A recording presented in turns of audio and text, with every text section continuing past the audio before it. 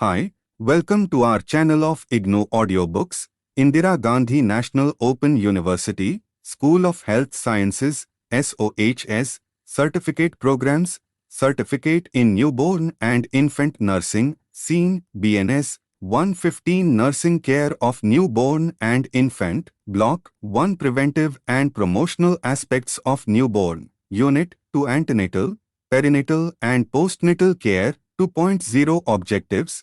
After completing this unit, you should be able to times define antenatal care and its purposes, times discuss the initial and subsequent assessment during antenatal visits of pregnant woman, times list the investigations required, times enumerate the antenatal advices given to the pregnant woman, times describe the perinatal care of mother and baby.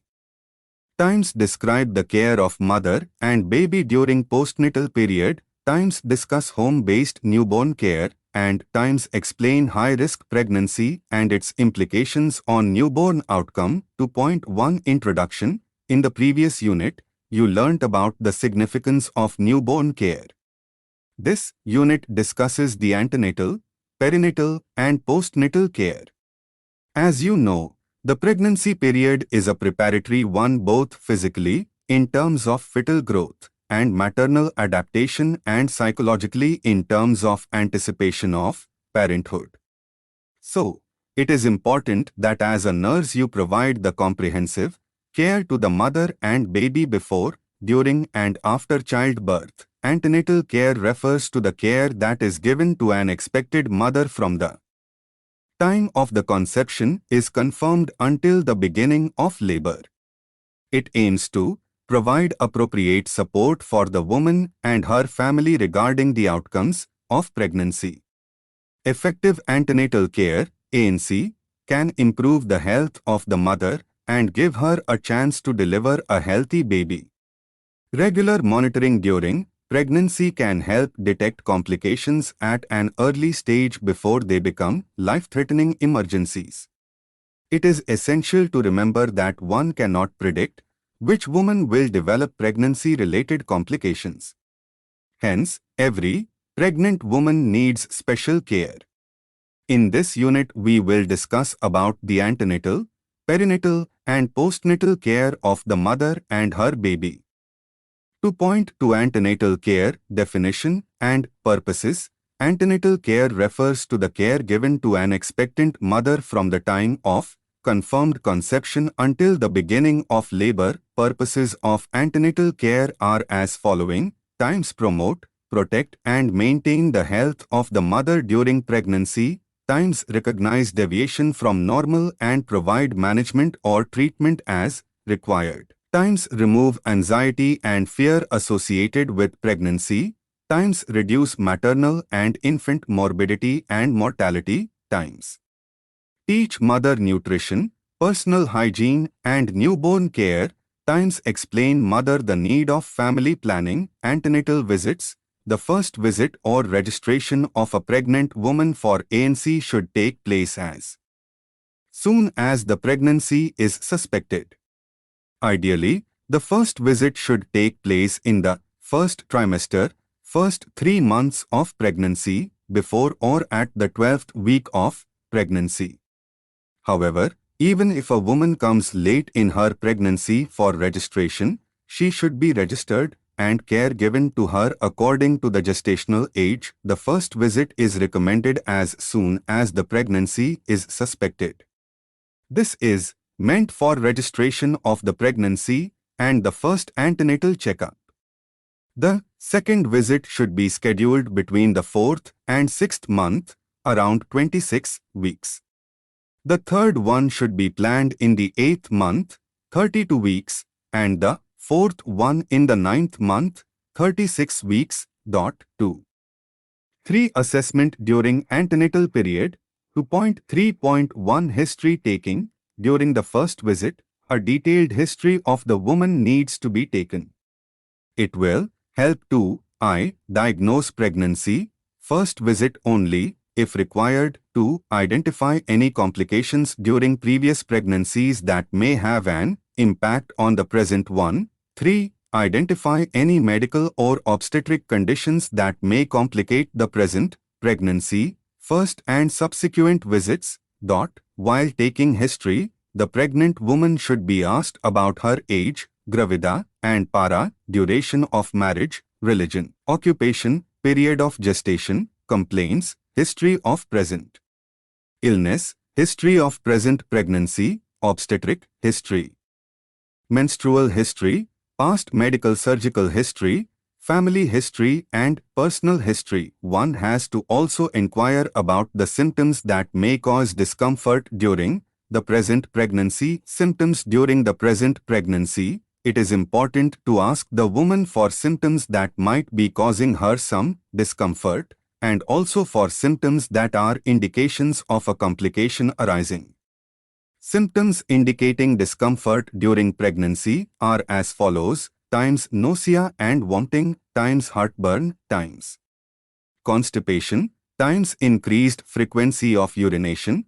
Symptoms indicating that a complication may be arising are as follows: times fever, times palpitations, fatigue and breathlessness at rest, times generalized swelling of the body, puffiness of the face, times decreased or absent fetal movements, times passing smaller amounts of urine, times vaginal discharge, times vaginal bleeding, times leaking of watery fluid per vagina, PV. 2.3.2 Examination of mother. Examination of mother includes general physical examination, systemic examination and obstetrical examination. General physical examination should be done systematically. Start by looking at the woman's face and then progress downward to finish with legs and feet. Check the following during the general physical examination. General physical examination: times build, obese average thin, times nutrition, good average poor, times height. Height of the woman is checked at the time of first visit. Height over 160 centimeters and shoe size above 3 indicates normal pelvis. Height of 5 feet or less is considered as short stature indicating small pelvis. Times weight. Weight must be checked at every visit and rate of weight gain is assessed. Obesity is associated with an increased risk of gestational diabetes and pregnancy-induced hypertension. Times pallor. The sites to be noted are lower palpebral conjunctiva, dorsum of the tongue and nail beds. Times jaundice. The sites to be noted are bulbar conjunctiva, under surface of the tongue, hard palate and skin. Times tongue, teeth, gums and tonsils, glossitis and stomatitis are suggestive of malnutrition. Times neck, neck veins, thyroid or lymph nodes are looked for any abnormality. Times oedema of legs, both legs are to be examined. The sites for evidence of oedema are over the medial malleus and anterior surface of the lower 1-3 RD of tibia. Varicosity in the legs, if any, to be noted. Times vital signs, temperature, pulse, respiration and blood pressure are taken to ascertain normality and provide a baseline reading for comparison throughout pregnancy.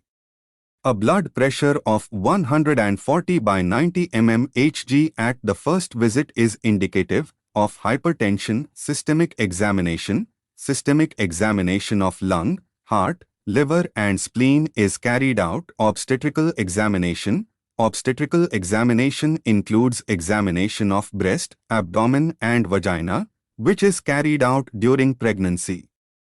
Breast. Gentle examination of breast is done to note the presence of pregnancy changes but also the condition of nipples and the surrounding skin of the areola. Frequent examination of breast and nipples is not recommended due to fear of preterm labor pains. Times the breast should be gently palpated to feel any lumps. Times the nipple should be drawn forward to see if it is protractile. Times breast changes due to pregnancy should be observed.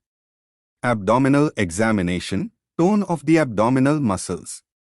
Presence of any incisional scar or herniation and skin conditions should be looked for.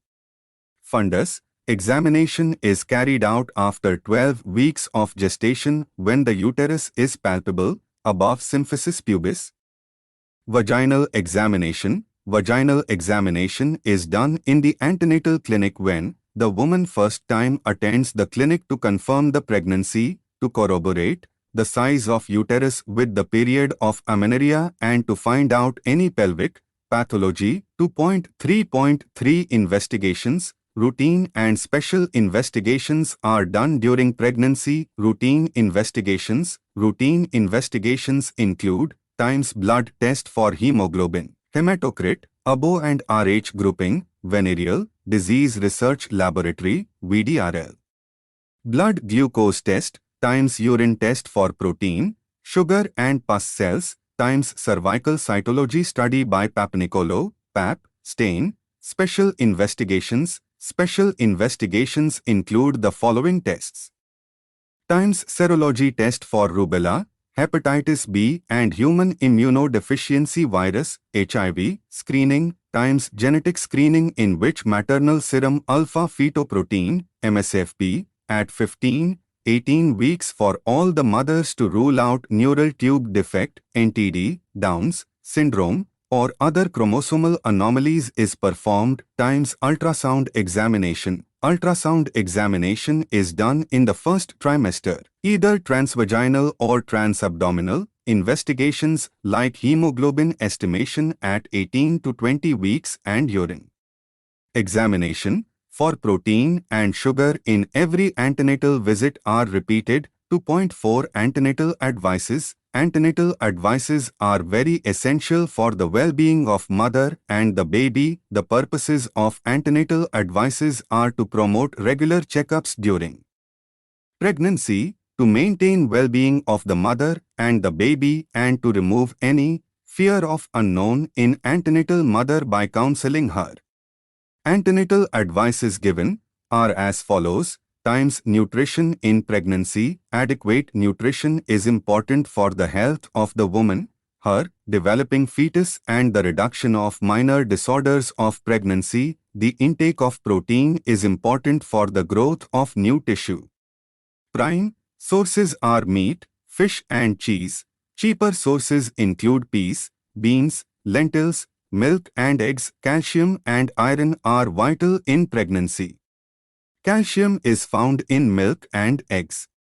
Iron is found in red meat, green vegetables, and red fruits. Vitamin C helps the absorption of iron and is found in fresh fruits and vegetables. Fiber content of the diet helps to prevent constipation. A certain amount of carbohydrate is required to provide energy. Complex sugar intake and starches are taken as they are absorbed more slowly. Times iron and folic acid supplementation.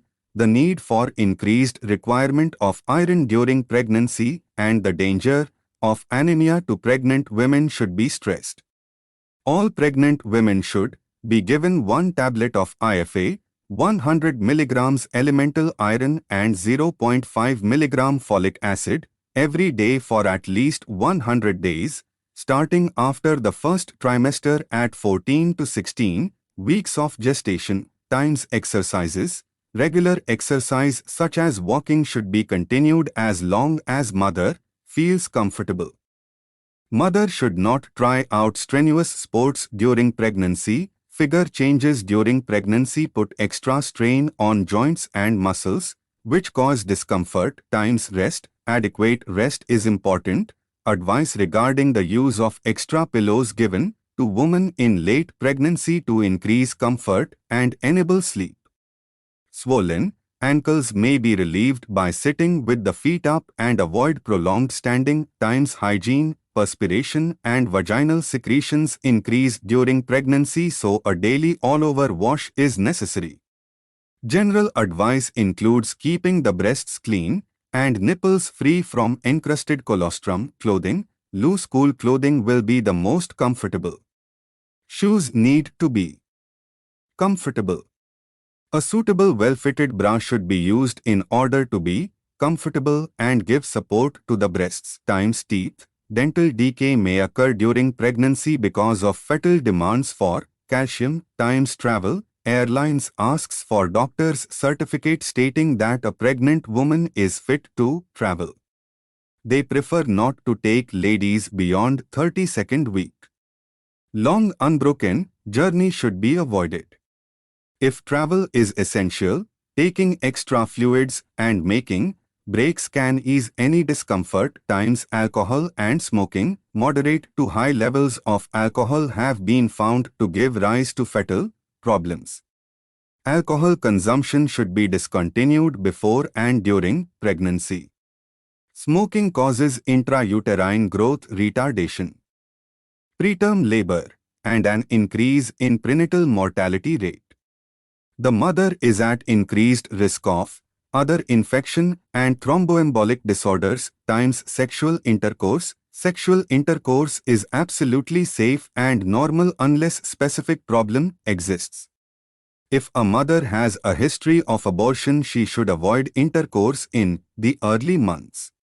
After an episode of preterm labor, intercourse should be avoided in the late months. Times drugs. Many drugs are known to have an adverse effect on pregnancy. Oral contraceptive pill should be discontinued 3 to 6 months before a woman tries to become pregnant. Medication of any kind should be avoided unless prescribed by doctor. Folic acid 0.5 mg can be given to all women planning for pregnancy 3 months prior to avoid NTD. Times infection. Any infection such as urinary, vaginal or respiratory tract or sexually transmitted diseases occurring in either partner should be treated. Times danger signs of pregnancy. Abnormal symptoms may be reported by the woman.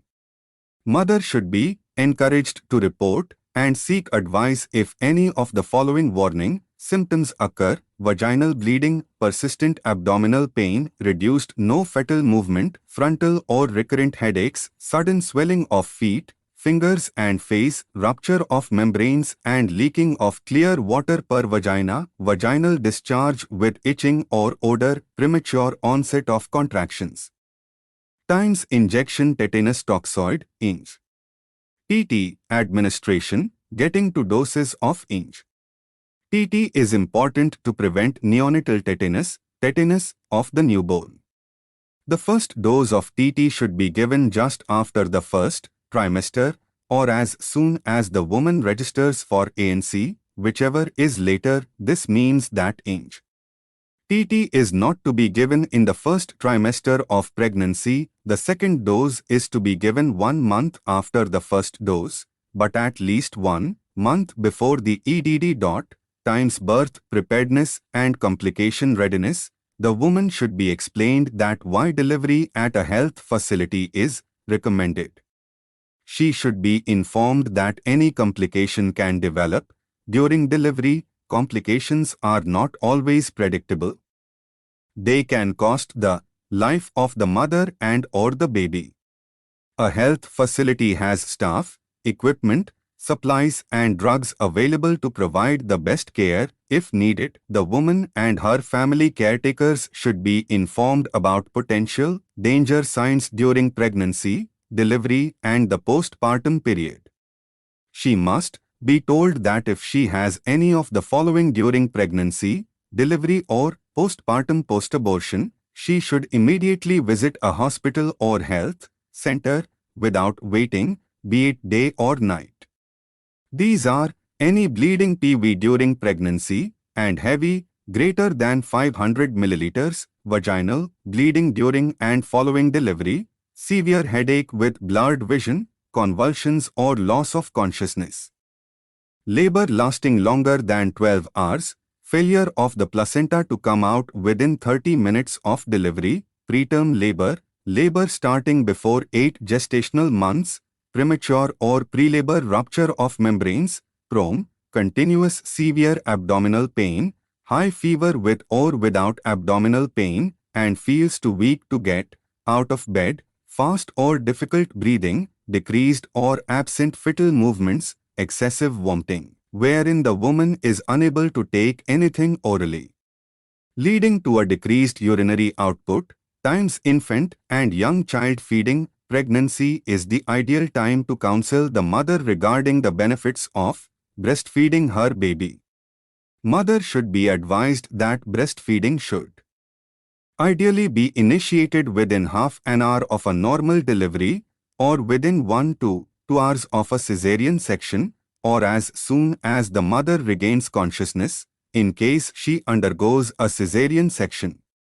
She should also be advised on exclusive breastfeeding for the first 6 months of baby's birth. Advice for an institutional delivery. Every pregnant woman should be advised and encouraged to go in for an institutional delivery. There are situations when complications arise and a home delivery may be risky and potentially life-threatening.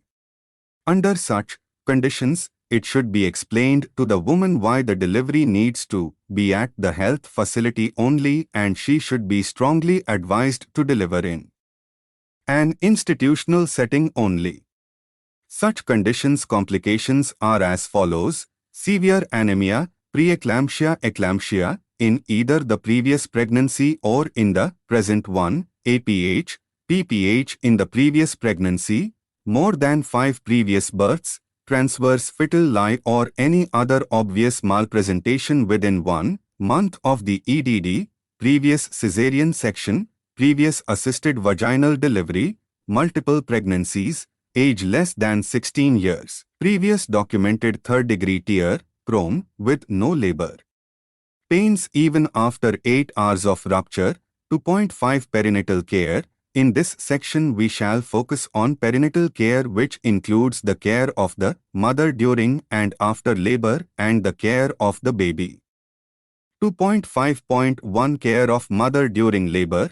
Labor is defined as the process by which the fetus, placenta and the membranes are expelled through the birth canal. Cassidy, 1999.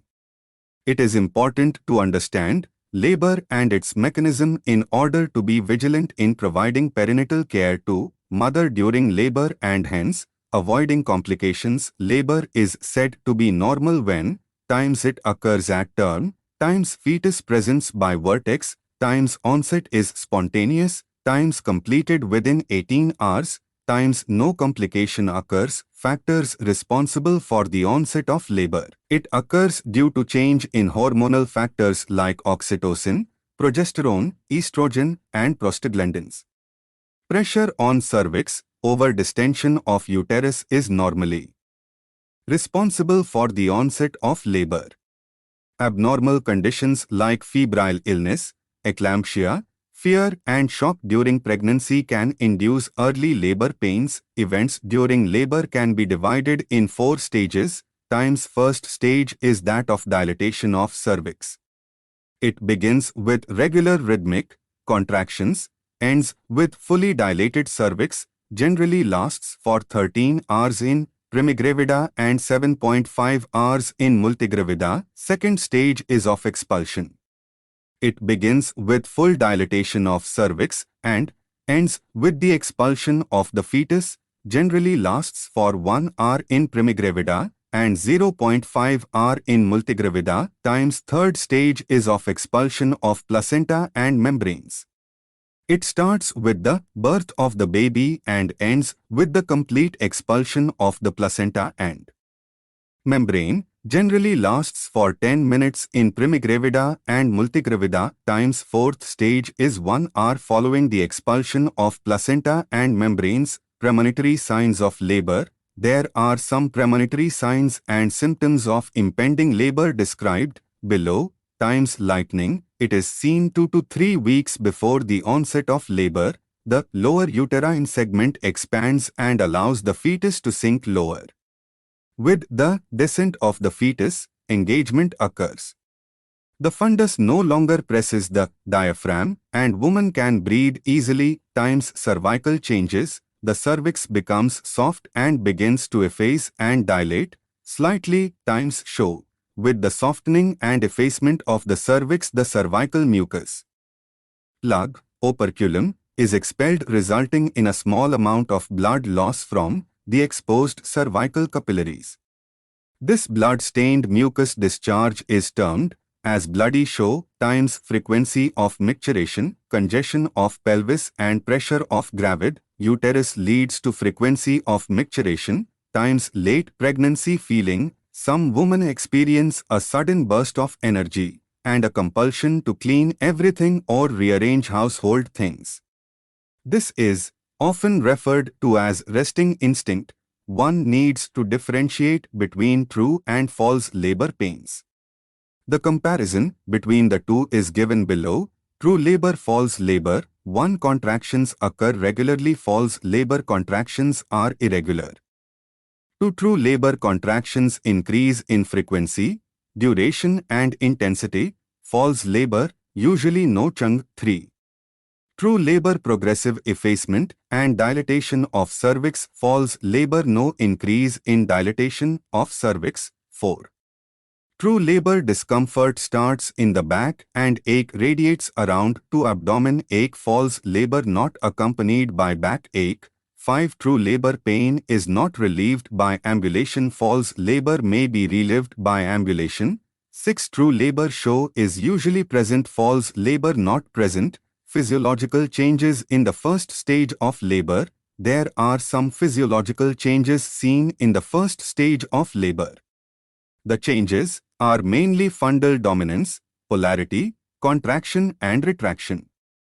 Dilatation and thinning of lower uterine segment, retraction ring, cervical effacement, show, formation of forewater and rupture of membranes times fundal dominance. Each uterine contraction starts in the fundus near one of the cornua and spreads across and downwards.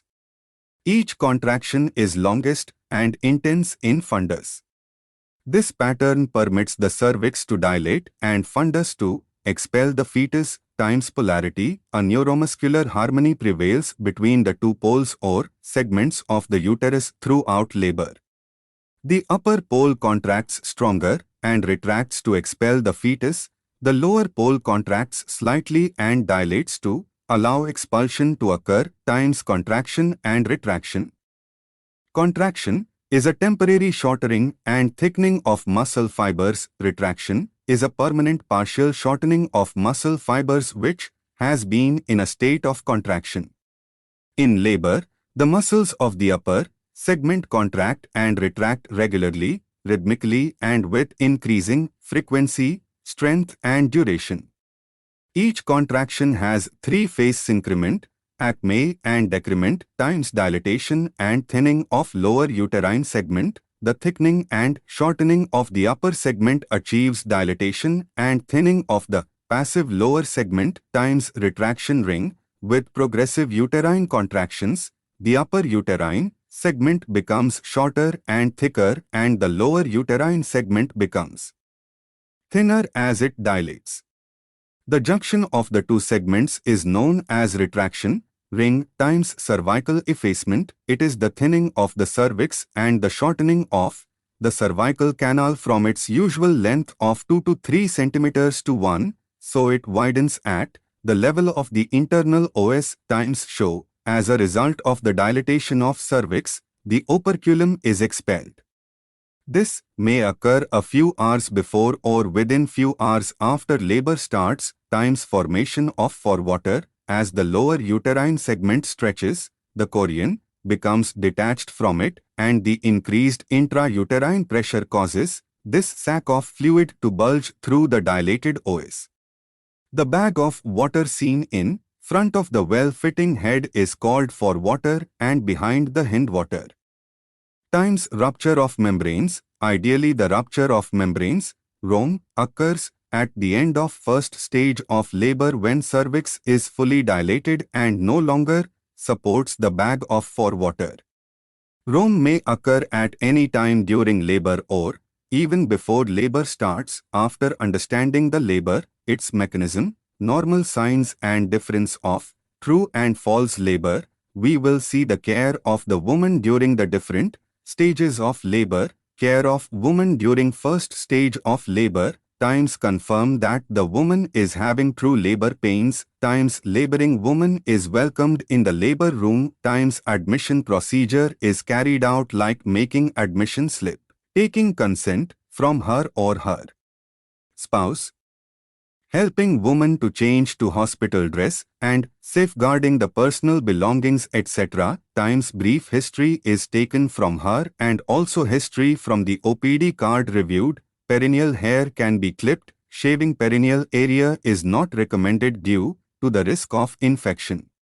Enema is not given these days to the laboring woman due to associated infections and it may precipitate labor. Times care of woman includes general and obstetrical examination, promotion of physical well-being, nutrition, hydration, bladder care and ongoing observation. Look at the screen, Fig. 2.2 per vaginal examination in labor. 1. Examination, refer Fig. 2.2 times the woman is examined and assessed for general condition. Note edema, record pulse, blood pressure, test urine for sugar and protein, times palpate abdomen gently and with warm hands, record fundal height, lie, presentation, position and level of head in fifths. Record duration and frequency of contractions, times record fetal heart rate and inform about fetal and maternal condition, times vaginal examination to confirm and diagnose labor and assess progress of labor. Record all information about maternal and fetal well-being in partogram. 2. Promotion of physical well-being, times the woman is allowed to ambulate if not contraindicated as in bleeding, rupture of membranes, pregnancy-induced hypertension, cardiac disease, or any medical problem. Ambulation may decrease the need for analgesics, shortens labor and decreases incidence of fetal heart rate abnormalities, times allow the mother to assume any comfortable position except dorsal, recumbent, which may result in supine hypotensive syndrome, leading to fetal distress, times encourage deep breathing during contraction, times massage back if she complains of backache, times be with the woman, reassure her and encourage her to express her discomfort, fear and anxiety, times change the pad in. Excessive vaginal discharge. 3.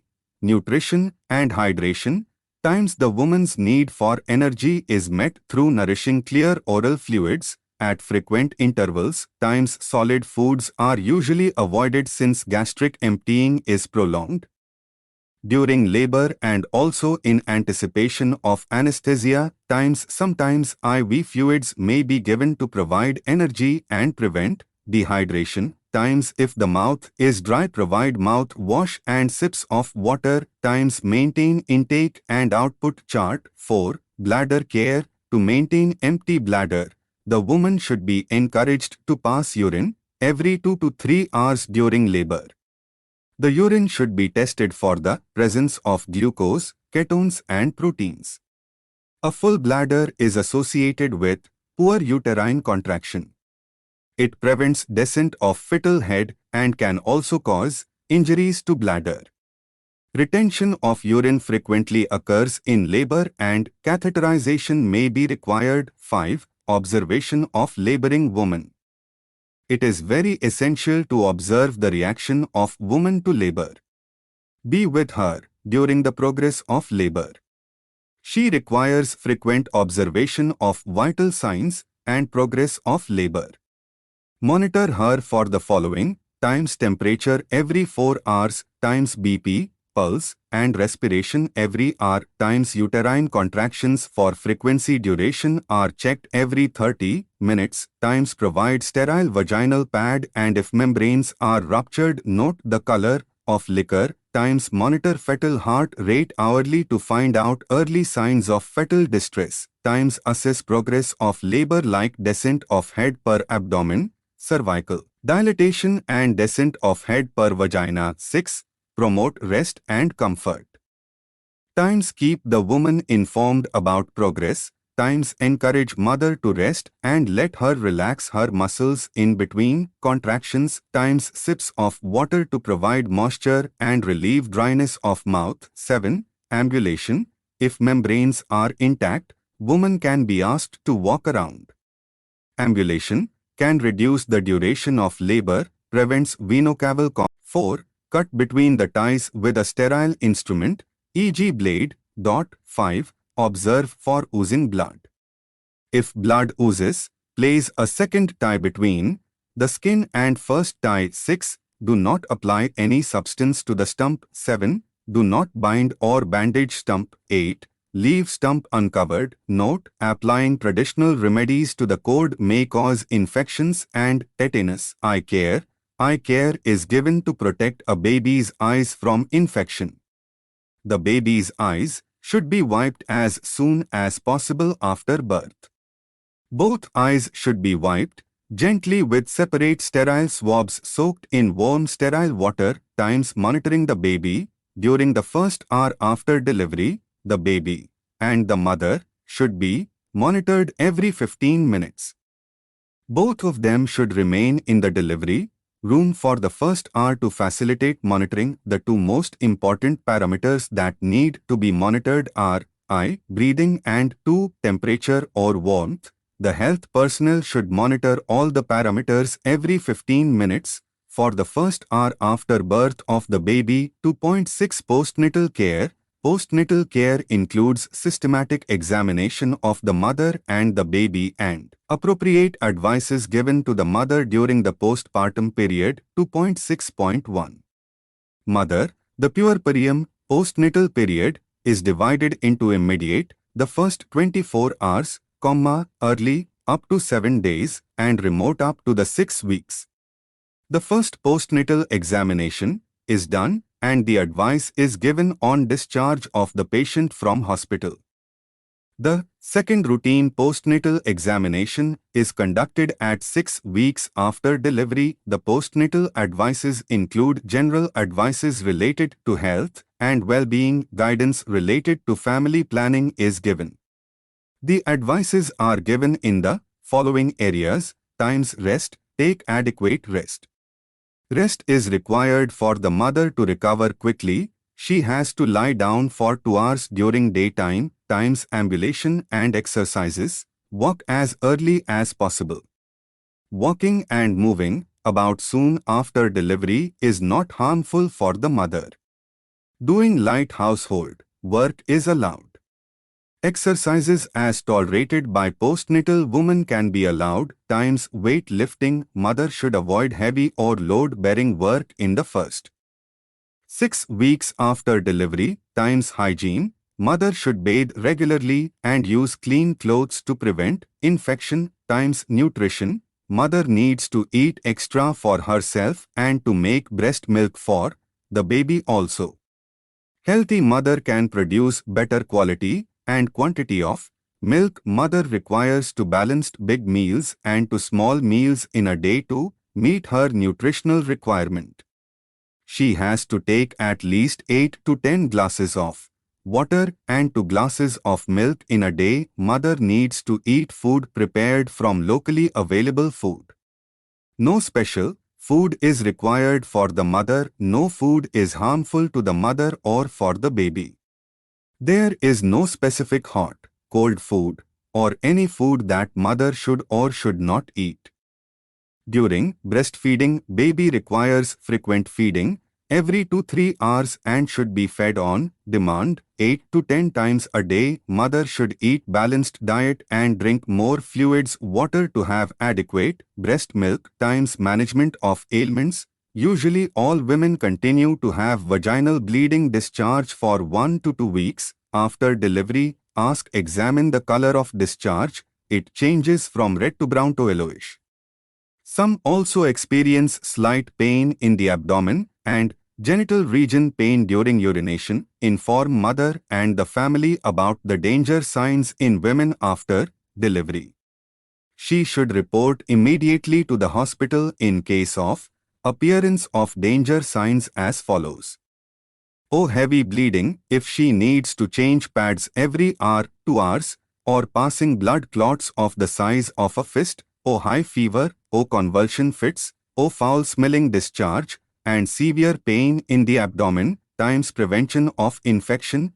many of the infections and diseases can be avoided by following some simple, clean practices. Clean hands, clean bed and clean room can prevent many infections in the baby and mother. Hand washing with soap is one of the most effective ways of preventing infection like diarrhea. The mother should be asked to wash hands before breastfeeding, cooking, food, eating, after cleaning the urine stool of the baby or changing nappies, after using toilet and additionally whenever she feels necessary. Advise the mother to keep the baby's room clean. Use clean clothes, blanket sheets for the baby and mother. Advise her to keep the nails clean and trimmed regularly. All family members must follow clean practices. Mothers who have delivered by cesarean section need to follow the advices of the doctor regarding rest, food, work, etc. 2.6.2 Baby times rooming in of the baby with the mother is initial and most important step to develop emotional relationship with each other. Times exclusive breastfeeding to the baby is the priority. Teaching mother to avoid giving honey, glucose water or tea and other prelacteal feeds to the baby. Also, guide the mother not to dispose of colostrum, milk secretion for the first 3 days of lactation, but to provide it to the baby since it contains energy, proteins and protective antibodies for the newborn. Times noting the skin, eyes, feeding status, reflexes, temperature, stools and condition of umbilical stump. Be alert for the changes in any of these. Baby bath to be initiated and taught to the mother. It has to be, however, delayed till next day of baby birth when the temperature has stabilized for the baby. Baby should be thoroughly dried and properly clothed. Soap to be used should be unmedicated. The room where the baby is given bath should be warm. During winters, sponge bath is preferable. Dip baths are not to be given till the cord had fallen. Baby should maintain warm and pink hands and feet. Skin massage can be given as required with olive oil or coconut oil. Times eye care should be done regularly. They are to be cleaned with sterile cotton swabs that have been soaked in normal saline. Use one swab for each eye. The use of kajal in eyes should be avoided. Times cord care to be provided. It should be inspected regularly. Nothing to be applied to the tip and base of stump. Keep the cord dry. Times clothing for the baby should be adequately fit, loose rather than tight, soft, and made of cotton. Nappies should also be thick but soft and of a good, absorbent material so that it readily soaks urine stools. Times monitoring for the development of jaundice, fever and infection of cord, poor or refusal to feed, bleeding, vomiting, diarrhea, excessive drooling, crying, choking on feeding, apnea, cyanosis, seizures and temperature fluctuations should be done. Times weight should be checked periodically. Weight loss is common during first 2 to 3 days of life and then is gained again by the end of first week of birth. Times protection of baby against chills, extremes of temperature, insects and mosquitoes should to be done. 2.7 Home-based newborn care, HBNC. Home-based newborn care refers to the care provided to the newborn at home after discharge from the hospital. When the newborn returns home along with the mother, although the newborn has crossed the critical first day, there is still the remainder of first week and month during which neonatal mortality could be as high as 54% and for which care has to be provided. Objectives of HBNC. The main objective of HBNC is to decrease neonatal mortality and morbidity through the provision of essential newborn care to all newborns and the prevention of complications by the means of the following. Times early detection and special care of preterm and low birth weight newborns. Times early identification of illness in the newborn and provision of appropriate care and referral. Times support to the family for adaptation of healthy practices and build confidence and skills of the mother to safeguard her health and that of the newborn. Activities in HBNC, times care for every newborn through a series of home visits by a trained health worker like Asha in the first 6 weeks of life, providing information and skills to the mother and family of every newborn to ensure better health outcomes, times an examination of every newborn for prematurity and low birth weight, times extra home visits for preterm and low birth weight babies by the Asha worker or ANM. Times early identification of illness in the newborn and provision of appropriate care at home during home visits, times follow-up for sick newborns after they are discharged from facilities, times counseling the mother on postpartum care, recognition of postpartum complications and enabling referral, times counseling the mother for adaptation of an appropriate family planning method. 2.8 High-risk pregnancy and its implications on newborn outcome. A pregnancy is considered high risk when there are potential complications that could affect the mother, the baby, or both. Reasons that a pregnancy may be considered high risk and the implications of the same on newborn outcome include following. Times maternal age. One of the most common risk factors for a high-risk pregnancy is the age of the mother-to-be. Women who are under 17 are at high risk for delivering preterm babies or have growth retardation leading to increased risk of infant mortality rate. Such babies also have high risk for complications like respiratory distress syndrome and intestinal problems. For women who are over 35 or 40, the risk of low birth weight, miscarriage, premature birth, multiple births, preeclampsia, gestational diabetes, increased chances of cesarean section and risk for genetic defects, chromosomal abnormalities like Down's syndrome is high, which further increases after age of 40. Times medical conditions that exist before pregnancy, conditions such as high blood pressure, respiratory, kidney, or heart problems, diabetes, autoimmune disease, sexually transmitted diseases, STDs, or chronic infections such as human immunodeficiency virus, HIV, can present risks for the mother and or her unborn baby. A history of miscarriage, problems with a previous pregnancy or pregnancies, or a family history of genetic disorders are also risk factors causing high-risk pregnancy. Malnutrition in the mother can lead to anemia, poor fetal growth, poor brain development.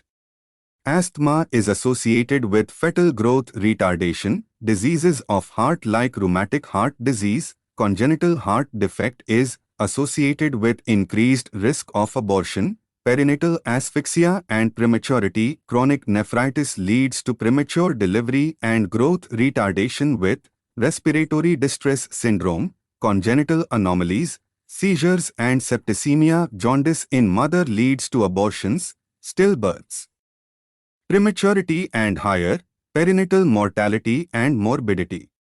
Infections of genital tract like mycoplasma and chlamydia leads to low birth weight and prematurity. Malaria in mother is also an important cause of intrauterine growth retardation. Times medical conditions that occur during pregnancy. Even if a woman is healthy when she becomes pregnant, it is possible to develop or be diagnosed with problems during pregnancy that can affect her and her baby. Two of the more common pregnancy-related problems are given below. Preeclampsia is a syndrome that includes high blood pressure, urinary, protein, and swelling. It can be dangerous or even fatal for the mother or baby if not treated. Preeclampsia can lead to prematurity, intrauterine growth retardation, and perinatal mortality. It is associated with placental insufficiency, fetal hypoxia, and intrauterine growth retardation. Babies can also develop asphyxia, polycythemia, and hypoglycemia. Respiratory distress syndrome is also common due to meconium aspiration in the babies with proper management. However, most women who develop preeclampsia have healthy babies, or gestational diabetes is a type of diabetes that develops during pregnancy.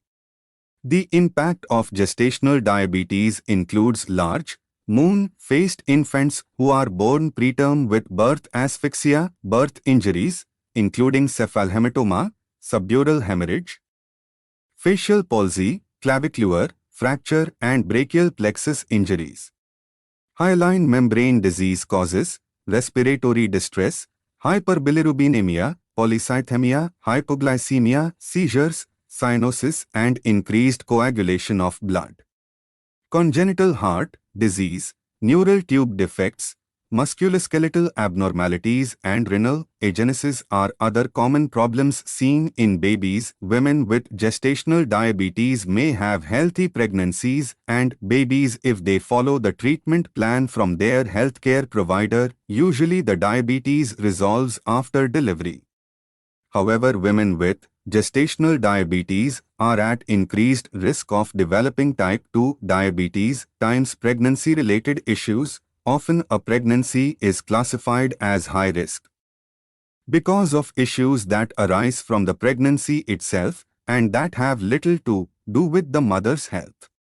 These include following. Premature labor is labor that begins before 37 weeks of pregnancy. Although there is no way to know which women will experience preterm labor or birth, there are factors that place women at higher risk, such as certain infections, a shortened cervix, or previous preterm birth. Premature labor causes babies to be born preterm. These babies have functional immaturity of various body systems. They are usually lethargic, have poor cough reflex, are at high risk for pulmonary aspiration, atelectasis, chronic pulmonary insufficiency, patent ductus arteriosus, thromboembolic complications, hypertension, hypothermia, infections, poor renal maturity, anemia, hypoglycemia, hypocalcemia, hyponatremia, and acidosis. Multiple births means when a woman is carrying more than one baby, twins, triplets, quadruplets, etc. Multiple pregnancies, which are more common as women are using more infertility treatments, increase the risk of premature labor, polyhydramnios, placenta previa, gestational diabetes, and pregnancy-induced high blood pressure with increased risk for congenital anomalies like anencephaly, anomalies of rudiments and organs. Placenta previa is a condition in which the placenta covers the cervix. The condition can cause bleeding, especially if a woman has contractions. If the placenta still covers the cervix close to delivery, a cesarean section may be scheduled to reduce bleeding risks to the mother and baby. Fetal problems, which can sometimes be seen on ultrasound. Approximately 2% to 3% of all babies have a minor or major structural problem in development. Sometimes there may be a family history of fetal problems, but other times these problems are completely unexpected. The fetal problems arise congenitally and include Hirschsprung's disease, abdominal wall defects, neural tube defects, hydrocephalus, and congenital heart diseases causing increased infant mortality and morbidity. 2.9 Summary. In this unit you have been introduced to antenatal, perinatal, and postnatal care given to the mother and newborn. You have learnt the definitions, objectives of antenatal care, assessment during antenatal period, antenatal advices, perinatal care of mother and baby, postnatal care of mother and baby, HBNC and high-risk pregnancy and its implications on newborn outcome. The care provided to mother and baby can be summarized as presented in Fig. 2.7 on page 59, which shows the continuum of care to be provided to mother her baby before, during and after pregnancy. Hope this unit helped you to get acquainted with the nursing care to be provided in antenatal, perinatal and postnatal periods. Thank you. Subscribe to our channel for more updates, and we will see you with the next chapter.